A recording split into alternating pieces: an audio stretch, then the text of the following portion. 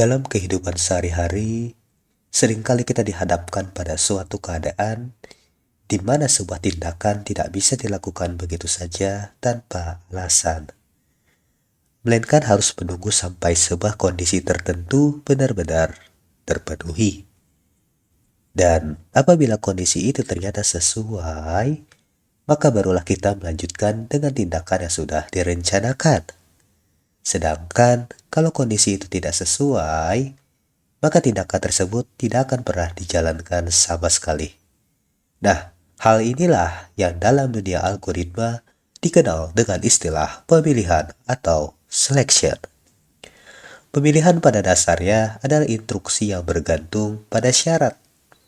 Syarat itu ya seperti pertanyaan yang hanya bisa dijawab dengan dua kemungkinan, yaitu benar atau true dan salah atau false. Kalau syaratnya bernilai benar, maka instruksi yang ada di dalamnya akan dieksekusi.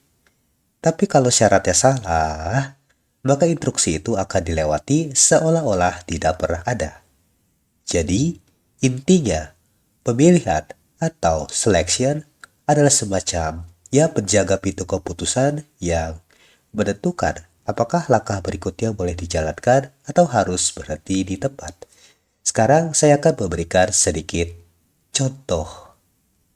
Oke, nah bayangkan nih kita sedang melihat langit di sore hari.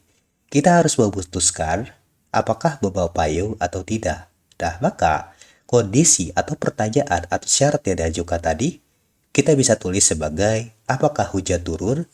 Kalau jawabannya iya, ya hujan turun, maka instruksi akan dijalankan, kamu akan segera mengambil payung ataupun menggunakan jas hujan atau menggunakan gokar supaya gak kehujanan. Tapi, kalau misalkan ternyata tidak hujan di sore hari itu, maka instruksi tersebut tidak akan dijalankan. Nah, itu adalah contoh daripada kondisi. Kemudian kita akan masuk ke contoh yang lain, katakanlah kita masuk ke dunia aplikasi deh. Misalnya, kita sedang belanja di aplikasi e-commerce. Kondisinya adalah atau syaratnya adalah apakah kode voucher yang kamu masukkan valid? Kalau jawabannya benar atau valid, maka aplikasi memberikan potongan harga, total belanja jadi lebih murah, dan kamu bisa check out dengan senyum bahagia. Akan tetapi, kalau kondisi tersebut salah atau tidak valid, aplikasi akan menolak voucher tersebut, muncul notifikasi, maaf, kode voucher tidak berlaku, dan total belanja pun tetap sama.